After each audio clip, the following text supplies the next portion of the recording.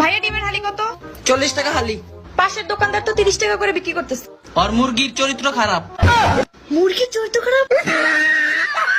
এই জানো আমার ভাইয়ের বিয়ে ঠিক হয়েছে বড়লোক এক ফ্যামিলির সাথে। সর্বনাশ হইছে, কুত্তর পেটে ঘি হইবে তো।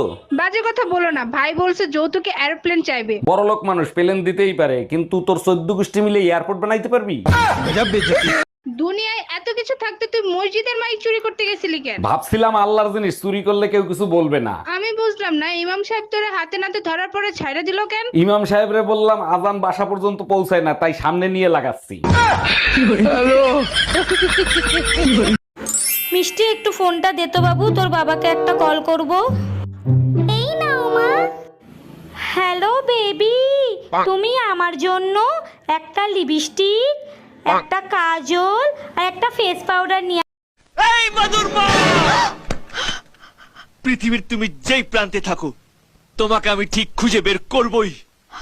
তোমার জন্য আজকে আমার 4000 টাকা গচ্ছা গেছে। তোমাকে আমি ডিসেম্বর মাসের রাত্রে লেকের জলে চুবিয়ে মারব। জল দেবো জানু? না না, জল লাগবে না। জানু, মরার আগে তোমাকে আমি কিছু সত্যি কথা বলে যেতে চাই। বলো। বলছি, তোমার আলমারি থেকে না ওই গয়নাগুলো আমিই চুরি করেছিলাম। ও ঠিক আছে, কোনো ব্যাপার নেই, ঠিক আছে। আর তোমার যে দামি দামি শাড়িগুলো না, ওইগুলো আমার গার্লফ্রেন্ডকে দিয়েছিলাম আমি। ঠিক আছে, তুমি আরামসে মরো, তোমার অত টেনশন করতে হবে না। আরামে মরো, আরামে। কারণ তোমার খাবারে বিষটা তো আমিই মিশিয়ে। তোমরা আমাকে ধরে এনেছো কেন? লটর পটর করার জন্য। আমারে গালি দিয়ে লাভ নাই।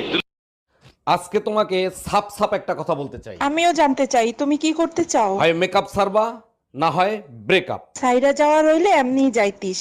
আরে মেকআপ তো তোর মায়ও করে। Bye bye, tata.